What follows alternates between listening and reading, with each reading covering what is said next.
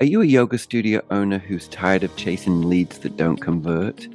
At the Sales Arms, they specialize in helping boutique fitness and wellness studios like yours build a revenue-generating systems that actually work. From filling classes to boosting retention, their team takes the stress out of the follow-up and gives you back the time to focus on what you really love most, teaching and serving your community. Right now, the Sales Arms are offering my listeners, the Yoga Biz Champ podcast listeners, a complimentary 45-minute strategy session where you'll walk away with clear steps you can implement immediately to grow your membership and your revenue. So book your session today at thesalesarms.com/yoga biz champ, and you can start selling with confidence. So again, that's the sales with an S at the end, arms with an S at the end, .com/yoga biz champ. Welcome back to the Yoga Biz Champ podcast, and also welcome to season 6. We're kicking off January 2026 with one of my favorite kinds of conversations, sitting down with an experienced yoga studio owner who has lived through the real cycles of this business: growth, burnout, rebuilding, and learning how to do it better the second time around. Today, I'm joined by Aurielle Vendemmia, founder of True Moon Yoga and Fitness. Aurielle worked at the intersection of yoga, strength, and real-world movement. Her teaching blends heated yoga, strength training, Pilates-inspired movement, and nervous system awareness, all grounded in lived experience, not trends. She's opened multiple studios, scaled intentionally back to one boutique space, rebuilt after a serious injury, and designed a yoga studio culture rooted in boundaries, consistency, and sustainability, not hustle. This conversation is for studio owners who want their studio to feel better, to run, and who are ready to lead with clarity instead of exhaustion. Let's dive in.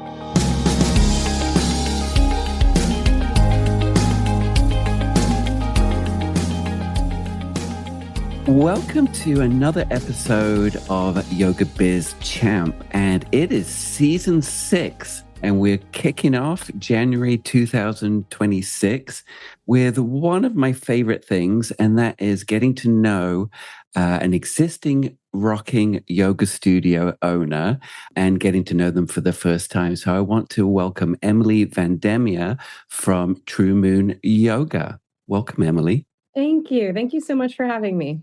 So we could have you introduce yourself, but I've been doing something lately where I've been having AI do a little bit of research and then reading it out. I'm like, oh boy, what's coming up? All right. Are you up for it? Yeah. No, let's do it. All right. So Emily is one of those teachers who truly lives at the intersection of yoga, strength, and real-world movement. Her work blends traditional yoga, heated practices, strength training, Pilates-inspired movement, and nervous system awareness, all grounded in deep experience, not trends. How we doing? Oh, I like it. Okay.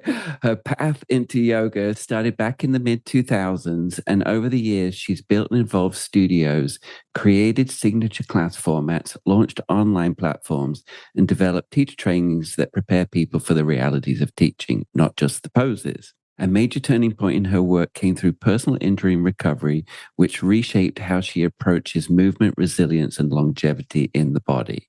What really stands out about Emily is that she's not trying to make yoga softer or harder. She's making it smarter. Her teaching is about helping people feel strong, capable, and supported, whether they're stepping into a hot room for the first time or deepening their practice after years on the mat. True Moon isn't just a studio. It's a movement ecosystem rooted in community, strength, and sustainability. And today we're diving into her story, how she blended yoga fitness without losing soul, and what she learned building something that actually lasts. Wow. I really like that.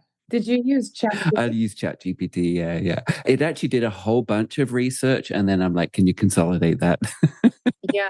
No, Yeah. I mean, that was a nice summary that didn't leave out like the important details. Good. Yeah. Yeah. And so I'd love to know, sort of briefly, what was your journey to studio ownership? So can you sort of tell me your path that got you to where you are? And also when you filled out the form, how many years in business you wrote forever. So. Oh my God, forever. Yeah. So I went to teacher training thinking maybe I wanted to teach yoga in 2006. And then I came home, and the county that I lived in did not have a yoga studio. So at that point, I was driving all the way north of Baltimore or all the way down to DC Okay. just to take class, Yeah. and especially heated. And I still always practice heated. So that it happened out of survival, really, because it wasn't sustainable for me to drive an hour each way, Yeah. take an hour or an hour and a half class, and then an hour back. Like it was too hard. Yeah. And I wanted somewhere to practice. So, about a year and a half after graduating teacher training, I was like, oh, I'll open a studio. What's the worst that could happen? Like Yeah. I have somewhere to practice, I'll figure it out. And so it was the first studio to open in the county. And shortly after that, another one opened. And there's a lot of studios now in Annapolis. But that sort of like shifted my path. And then I continued to open studios. So at one point, I had five, and I wouldn't do that again. That was a lot. Yeah, we can talk about that. Yeah. So I'm just curious, was it within the area? Yes, it was pretty much all within like an hour radius. Okay. Yeah, we can circle back to that. Yeah. And a lot of studio owners do that. It's a lot of work. Yeah. So now I just have one studio, True Moon Yoga. It's the original one? It's not the original one. I actually opened True Moon 9 weeks before COVID. Yeah. It was the worst timing I could have ever picked. So I opened and we shut down 9 weeks later. Wow. Yeah. Yeah, it was a doozy. So, yeah, so that's really kind of like I opened the studio because I needed somewhere to practice. And then I did enjoy it. And it kept growing, growing, growing. And then I found what made me happier was to circle back and have one smaller boutique studio and get really intentional with everything, the movement, Yeah. the branding, the language, just the feel, just all of it. What was your background prior to teaching and studio ownership? I was a massage therapist, and I still am, and I really do enjoy it. And all fitness just interests me. Yeah. My dad was a tennis teacher. Both of my parents were very active and athletic. And before yoga, I was more in the gym. And I love going to the gym, but I was missing the mobility aspect. Yeah. And so already, like mid 20s was when I first opened my first studio. So I opened that studio in 2007. I knew then I needed to balance out the strength training with mobility and with yoga. And then for a long time, it shifted mainly to yoga. It's interesting you saying that because my mindset is more I just turned 59, so my body's not the same as it was before. Right. And I used to be all in on yoga, and I still am, but it wasn't everything. Like I need the strength and the mobility on top of that. Can we circle back to in the intro, it said something about you had injury. So did that injury give you your why? It did. Well, it changed my why for sure. So in 2018, it was a crazy accident. I was driving home from one of the studios. My kids were in the back seat, and it was a very windy day. It was sunny. It was a pretty day, but it was super windy. And a tree fell on my car, knocked me unconscious. I drove off the road and hit another tree. Kids were totally fine. I was not fine. I broke my back in two places. I degloved my hand. So my left hand, I have 8 pieces of metal in it. They couldn't fly me to shock trauma because the winds were too high. So they drove me quickly to shock trauma, and I was there for a couple days. And that kind of changed everything. I had a completely different view on life, but also rehabbing and coming out of that, I had to move my body a completely different way. Yeah. I Yeah. couldn't go back to moving the same way, especially I mean, I was in a neck brace for 12 weeks. I had to do occupational therapy on my hand for about 5, 6 months, like 3 times a week. It was brutal. So when that happened, I had already been doing like a little bit more weights and bands and sliders and still doing yoga, but I switched the intensity level and I got more specific with like using resistance bands Yeah. because I had to. Yep. Yep. Yeah. It was interesting. I say now, like I can look back, it felt like that was like the worst time of my life then. But now I look back and it helped me learn so many things. I can view it now as, yeah, that wasn't fun and I don't want to do it again, but that was a good turn. Mm. It was an eye-opening situation, and that really like made me change gears. So nervous system regulation Hmm. seems to be something important to you. Was that important prior to the accident? I could say I was aware of it, but I didn't understand how much your nervous system sort of like layers and affects everything. So I feel like I had just skimmed the surface. And since then, over the years, I've done more research. And especially in the last year or two, I've done even more research. And I mean, what I'm finding is, I've been practicing about 20 years now. I've owned studios for 19, and a lot of my clients that have followed me are now perimenopausal and menopausal, like we're changing. Yeah. And so I started doing a lot of research on movement, intentional movement, how that affects your nervous system, how that affects your hormones. And it just all kind of circles in like your gut health, your nervous system health, your hormone health. And I try to weave that in as much as I can with the studio because I want to support them in the time that they're in their life. And so that's what I'm seeing. A lot of the people that have been with me a long time, I had to recently switch movement because that's where we are. Yeah. So it's been interesting. So is that something that you bring into your teachings or that you bring into the ethos of the studio and the other teachers and the classes? Kind of everything, kind of everything. The end of last year, I wrote a book and it has like a little bit of information on the nervous system. Right now, I'm working on a book and it is pretty much based on like your nervous system first. And if you support your nervous system, you'll get the look and the aesthetic you want, but you'll train smarter. And I Mm. think especially men and women, but especially as women, we have to train smarter as we age because you can't do more. Your recovery is slower. Yep. There are so many different things happening. But a lot of what I do as well, I try to put that information more in my newsletter and more in my copy and more in just what language, we're using. Yeah. I do it a little bit on my personal social media, on the studio social media. It's not quite as much, but I have a lot of people that subscribe to my newsletter, and I try to go a little bit more in depth in my newsletter. So back to the beginning, you launched this studio. Mhm. So before it became multiple studios and then one studio again. Tell me about that process of finding a space, putting a team together, Mhm. because there's different ways we throw ourselves into it and we learn how to do things or we get guidance along the way to do this. Did you set the systems up right away or did they come later? Oh my gosh, no, they came later.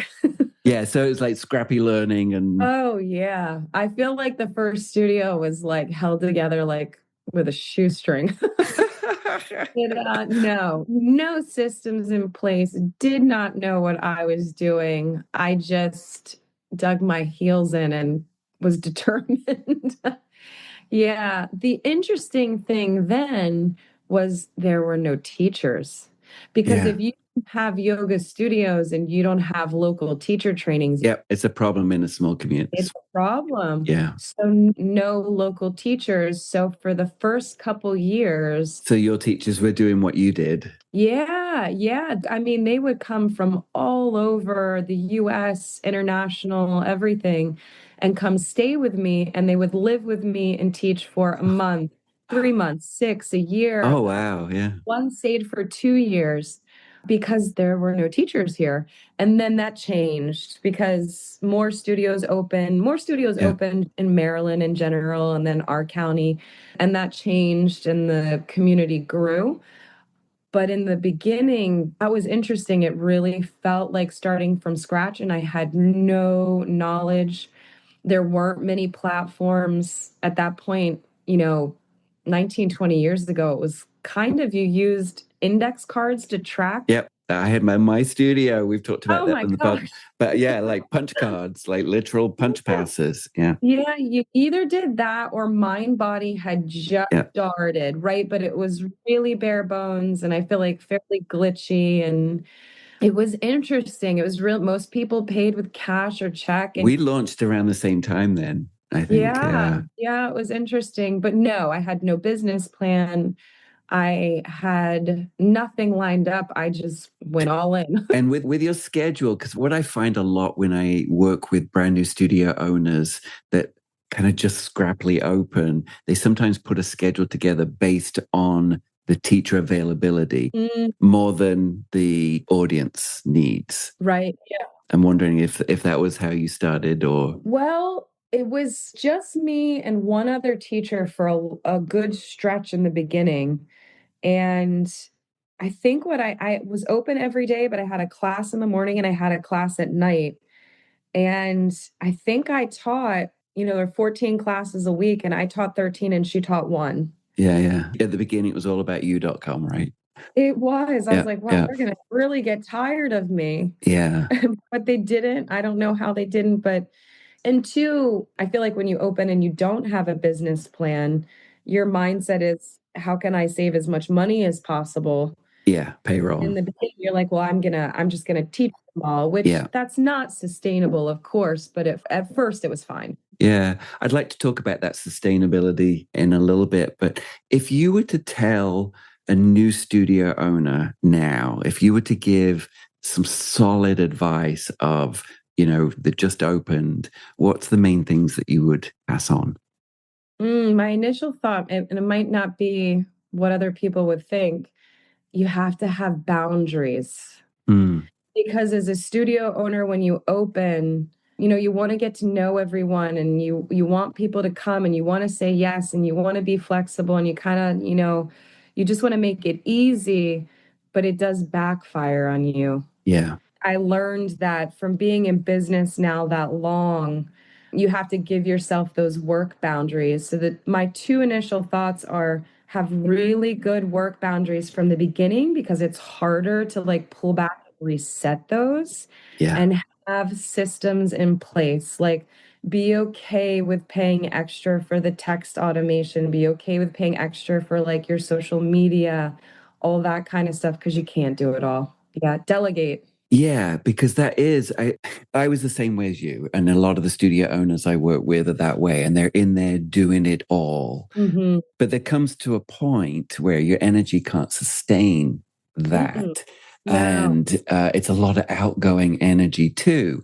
And so there is that point where I feel like a lot of newer studio owners are fearful of investing in, let's say, front desk people, or fearful of investing in marketing if they're not good at marketing. So, I mean, I feel like I'm all about whatever your superpower is, triple down on that. Whatever shit you hate, if it's bookkeeping, automations, whatever, pay for those. However, there needs to be an expectation. You're not just paying for things, there needs to be a return. Absolutely. Yeah. Can you talk about that a little bit? So that is having those expectations of roles. And so you're saying, like, I need to be boss. You need to be in boss mode right away. I was the same way. It's firm and fair. Firm as in, these are the way I do things, Mhm. but there's a fairness approach to it. Absolutely. Yeah. I mean, everyone's different, right? So there's some things that a studio owner has to do and they enjoy it and they're really good at it.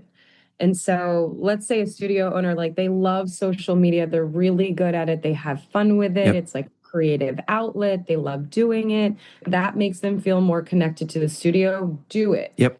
But I feel like anything that you hit a wall with and it takes you a long time to do and you don't enjoy it, it's in your best interest to hand it off. Yeah. Because then you can take your energy and you can put it into not only what you're good at, but what you want to do. And it's such a win-win then. So if your thing is, you want to focus on teaching and you want to focus on maybe the language and the information going out, then just get super hyper focused on that. Write a list of what Yep. you don't enjoy doing and try to hand it off. Because they need to be done, right? I mean, even though you don't like them, they still have to be done, the pieces. Yeah. And you could enjoy all of it and you could have the bandwidth to do it all. But as an owner, even if you have a ton of energy and you're making the time for it, it's not sustainable. Yeah. At some point, because there's so many, you will basically leak your energy out. There's so many different small things with owning a yoga studio. Can you tell me about your team structure now? Sure. So I have about 24 teachers. Some teach once a week, some teach twice. The most, I believe, is 4 or 5 classes a week. And that's kind of where I sit too. And even for the first couple of years I opened, I taught a lot. Yeah, me too. And I love teaching. Like I still have to pull back and be like, no, let someone else, sub that class. Yep. Pull yourself back a little bit. But everyone has a set schedule that's also different than what I did in the beginning. In the beginning, it just rearranged like constantly. Yeah. So it's consistent now. Yeah, the last 6 years, it's been very consistent. It's like you have your day, you have your time.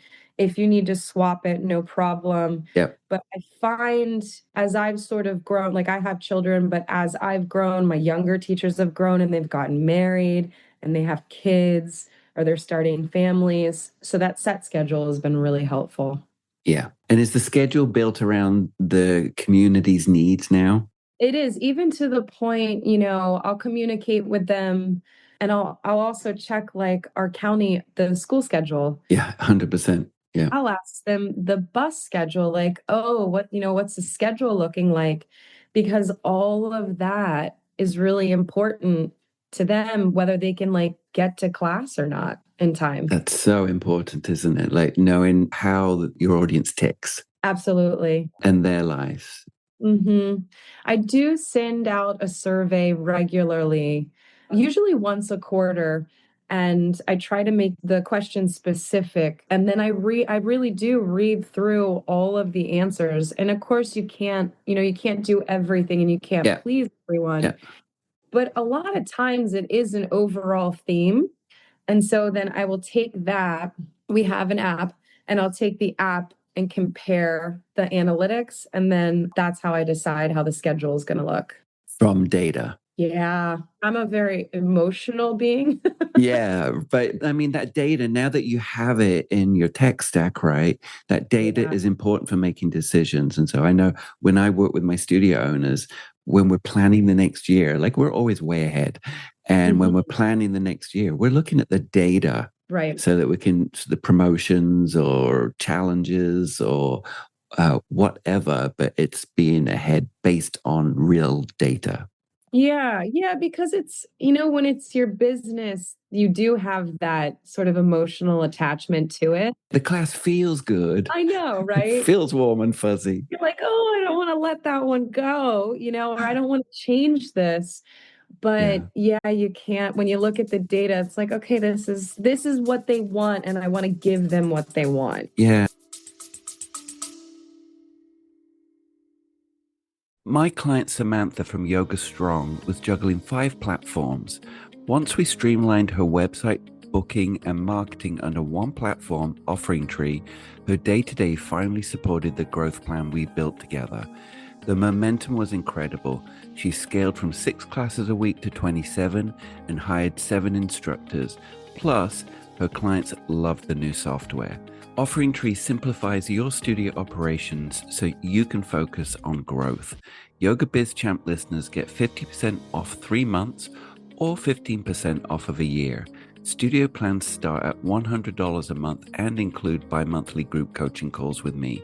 Start your free trial at offeringtree.com/Yoga Biz Champ podcast or hit the link in the show notes. Just want to go back to your team. What do you hire people for? Like, do you have roles other than teachers? And the things that you hire out, what do you do? Yeah, so I have my teachers. So my goal with my teachers has always been, since I opened True Moon the last 6 years, that they can come in and just focus on teaching. They can focus on the community, get to know people's names, all of that.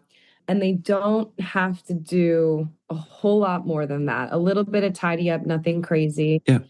I still do, and I bet you did this when you opened a studio too. I still do a bunch of work trade. I did. So I trade memberships for help cleaning the studio, help putting signs up outside, all kinds of stuff like come up.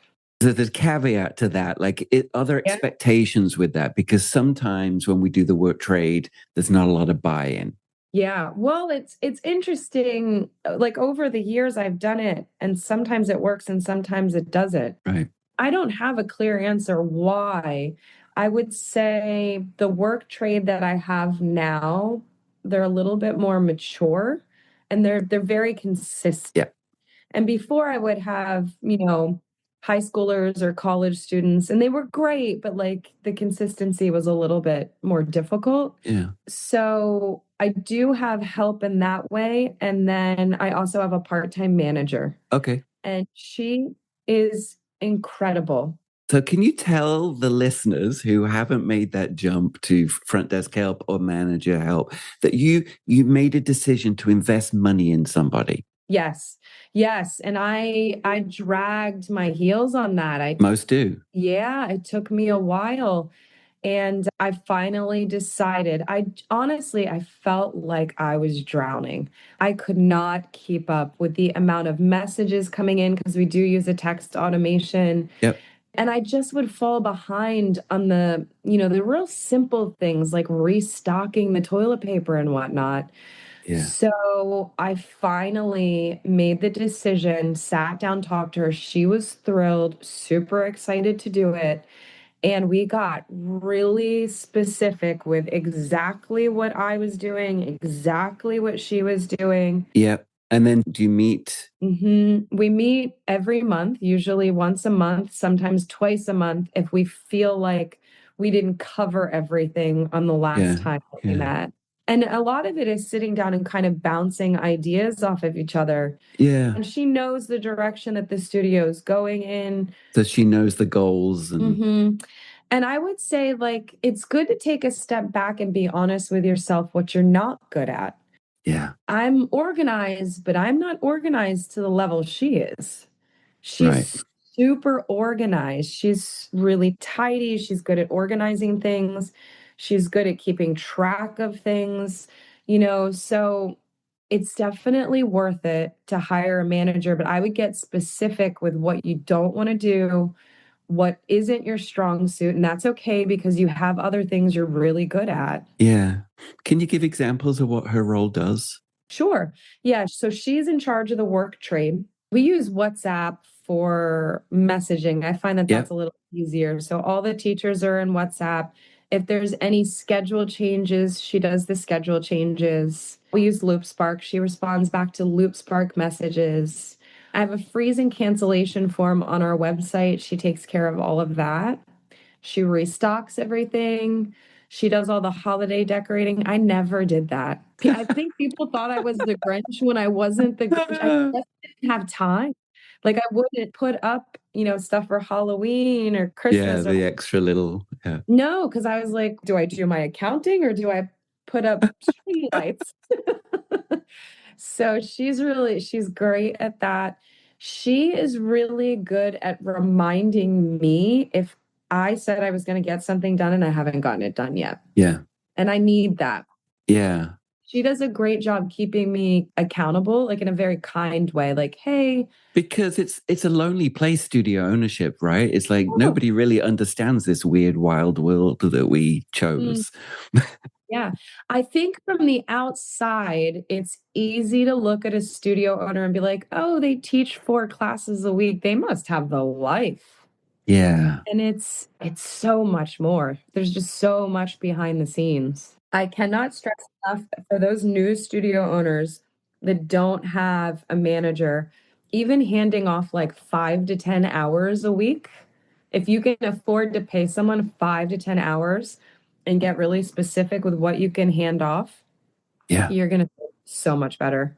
I think that's great advice. Mm. You wrote here, my main superpower is nervous system intelligence. I run my studio with an understanding of how people actually feel in their bodies and lives, not just how a schedule looks on paper.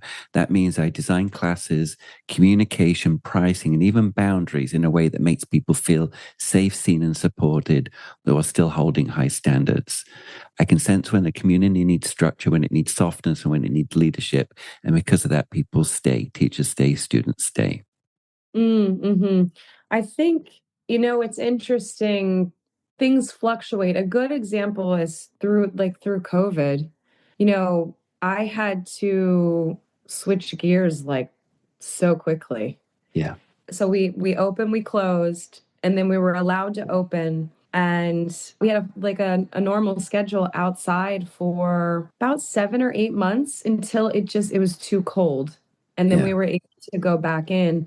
So making people feel comfortable, making them feel safe. I try to pay attention when I'm in the studio, like if it's a new student and they're like a little bit intimidated, I try to make them feel comfortable. Yeah. I try to make sure that I say their name and I'm like, you're doing great. You can take breaks, you can sit down. It's not a competition. Just enjoy it. Like, enjoy the heat, enjoy the music, just have a good time. Sometimes people they need to feel part of a community Yeah. and they need to feel at ease and like they don't have to perform. So that comes from you. How do you put that through to the rest of the team? Are you the team lead for the teachers? I am. Yeah. Yeah. How does what you want people to feel, how do you make that broader so the whole ethos of the studio feels that? So I communicate with the teachers a lot and they communicate with me a lot. Our most popular classes are our sculpt classes. So weights, bands, sliders, definitely Pilates inspired and yoga weaves in. And so it's a set format. And even that format, I've structured it so that the beginning is very intentional and very grounding. And it gives people a chance to kind of just, So the class has a structure Mhm. to it. So the teachers know that structure. They do. Yeah. Yeah. And I train all of them. So our sculpt classes, I do the training for that and then I train them. And they have freedom and creativity within the class. Yes. But the beginning is very similar and structured, and the end is very structured. And then the Yeah. meat of the class is structured as well, but they can have a little bit of creativity with that. Yeah, yeah. I've said this a lot on the podcast. My teachers knew what was included and what was not included. Like it was very, very clear that this was not a chaturanga sun salutation type of class unless it was taught in a teaching way, slow and steady. But within that structure of like 5 minute warm up of meditation, 10-minute shavasana, they had freedom to be themselves. Sure. But I wanted the client expectation across the board to be the same so that somebody didn't feel ripped off in a shavasana or Right. And it's the same way with the sculpt classes. The format isn't for me to be like, hey, you got to teach it this way. yeah, That's even like nervous system regulation because if a student comes in and it's taught differently, yeah, they're like, that was kind of off or I was expecting this and yeah, this happened or whatnot. But I find that if you're very consistent, 100%. super consistent, but you're still authentic. They can still be creative, but it's very consistent with like we start on time, we end on time. This is the way that the class feels. then it puts them at ease. And then having that structure to the class, it also puts the teacher at ease because then they're not kind of like winging it all the time. Like it's basically like, here's the shell. Now you have fun with it and get creative like Yeah. within the shell. Yeah. Yeah, I have a friend that just started teaching in Vancouver at Equinox, I think Pilates, but she said it's very, very, very structured, but in a good way for the teachers.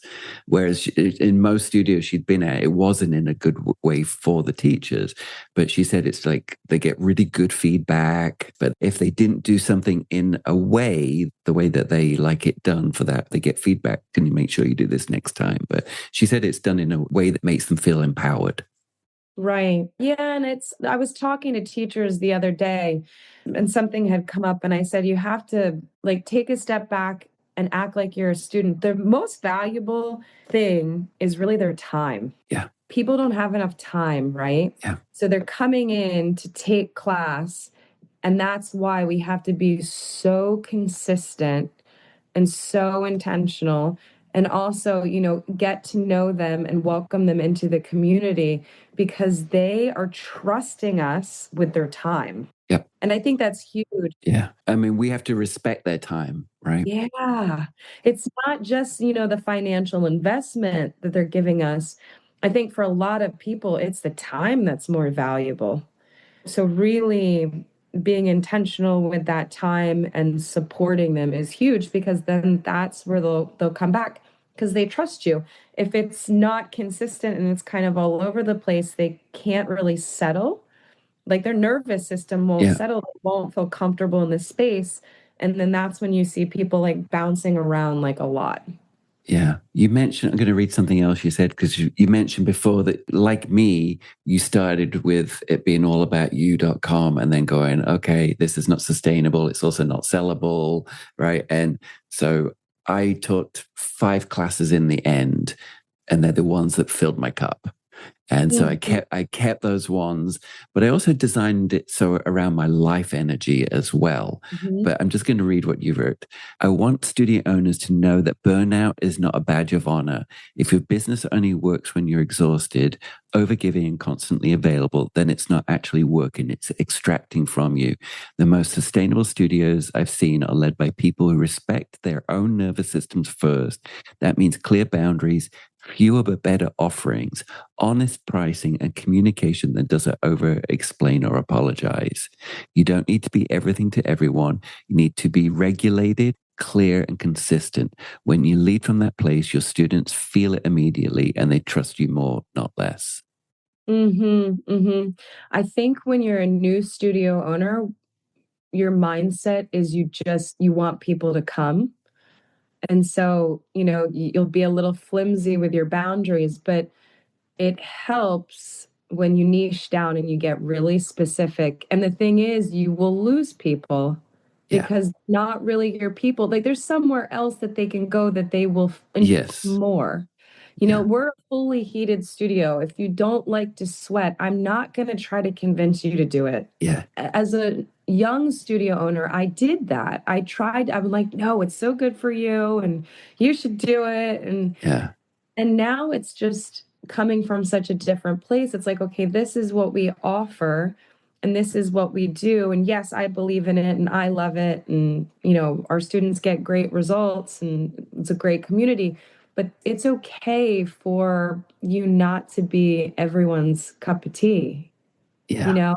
And so I think that's a hard thing for new studio owners. You're not intentionally turning people away, but getting super specific with your branding and what you're offering, you will attract the right people and they will lean into you, the teachers and the students. You'll attract the right people. They will love on you. They'll help build your community with you instead of like trying to convince someone to come when maybe you're not the best fit for them. I think that was one of the hardest obstacles as a young studio owner to figure out. That was difficult. Yeah. And the self-regulation important too, right? So that you're there to be able to do all the other pieces that need to be done. Mhm. And I think too, when you are trying to do everything as a studio owner, you do get burnt out your nervous system is shot and you're on edge. You could tell, like, with a studio owner, if they're completely overworked, they don't have enough time to practice. Yeah. They don't have enough time to rest. Yeah. Stop taking classes even and learning.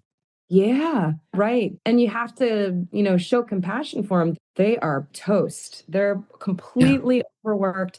And it's not like a little bit overworked, it's like years of being overworked. Yeah. So I think it's a difficult thing to let go of some of those jobs as a studio owner, but it's not sustainable to do them all. Yeah. Yeah. I think that's honestly, it's just great advice. Just everybody really needs to hear that.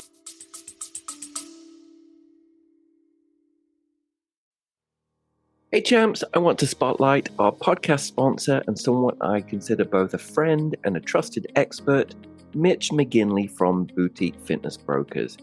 He's been on my podcast multiple times. He's a former yoga studio owner just like us.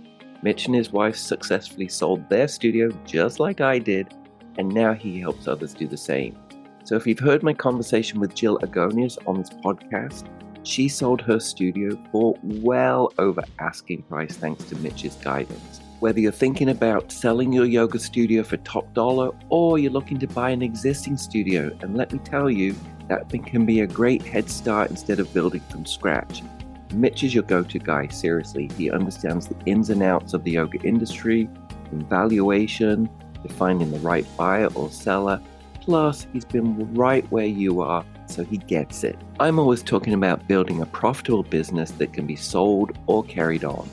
My former studio is in its 22nd year now, and it's under its third owner, and I consider that a legacy.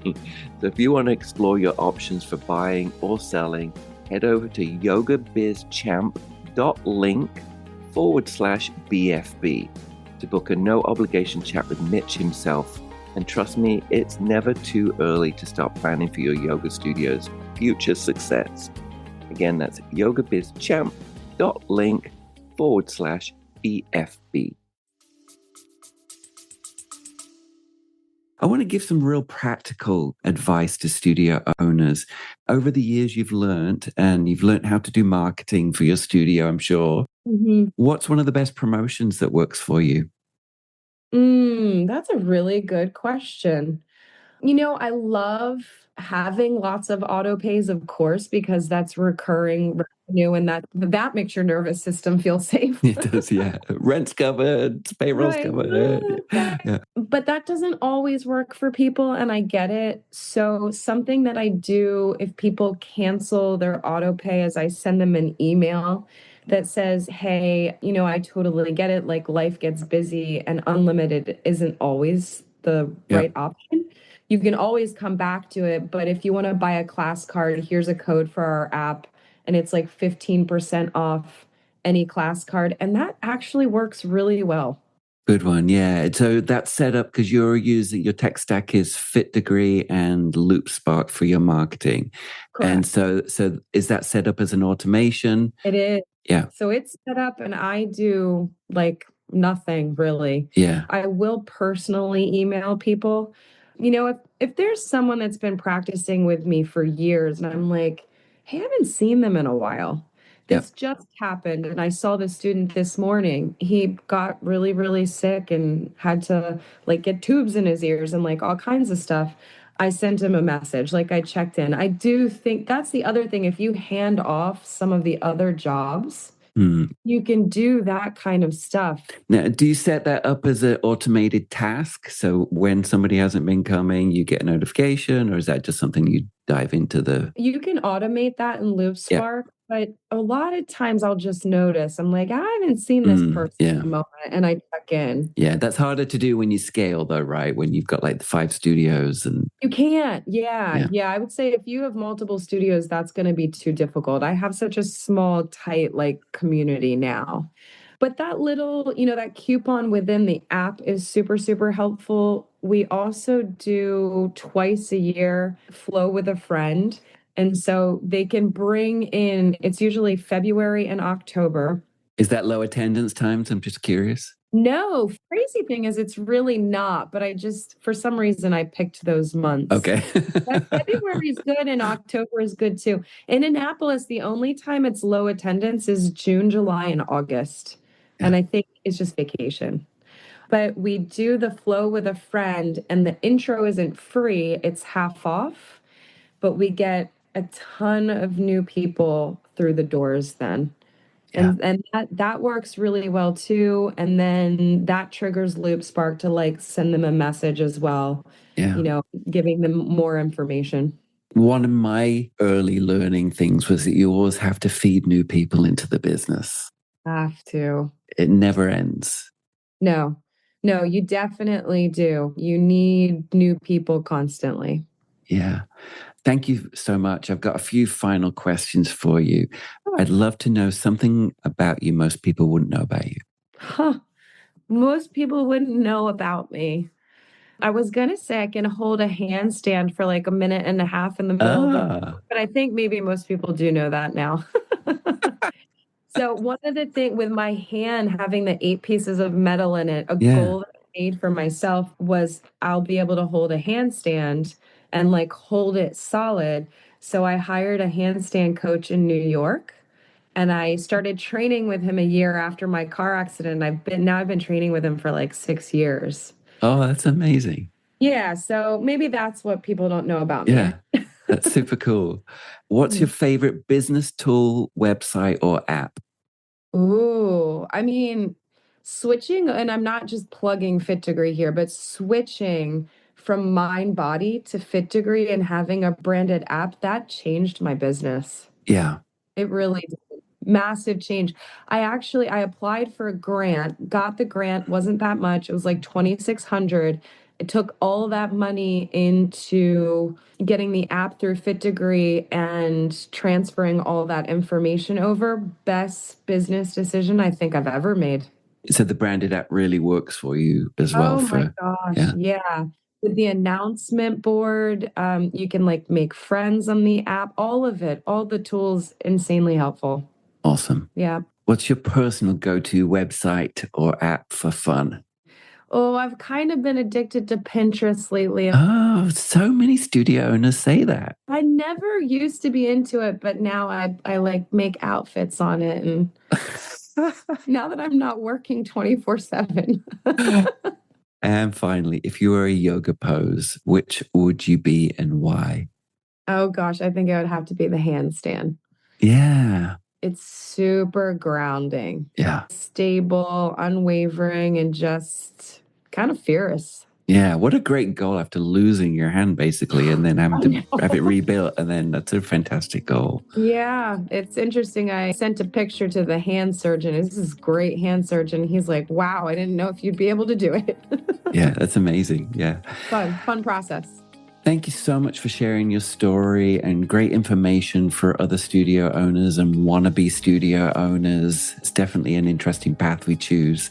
So, how do people find you? You could go to truemoonyoga.com, or you can look me up on Instagram. It's Emily Aurielle Vendemmia.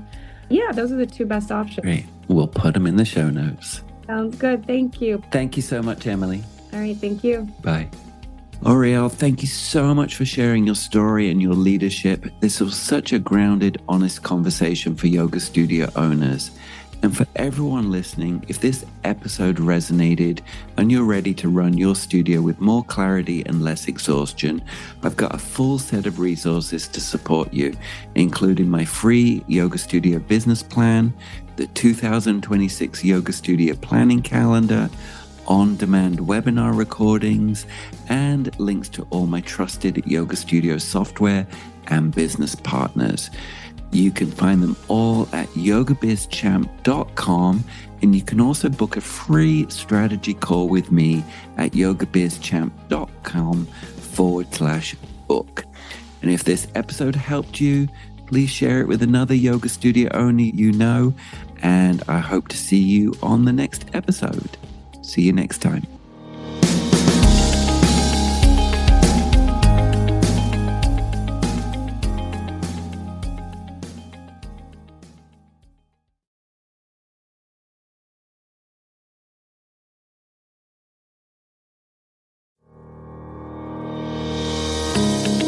Thanks for tuning in, champs. If you've enjoyed today's episode, please subscribe and leave a review. It really helps me out a lot.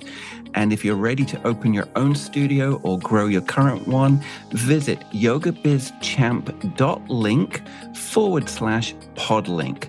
Again, that's yogabizchamp.link/podlink to book your free strategy call with me and explore my Start a Studio and Grow a Studio packages. And you'll also get access to all of my free Yoga Biz Champ resources there. And you can also check out the video content on YouTube for more insights and follow me on all social media platforms at Yoga Biz Champ. See you next time.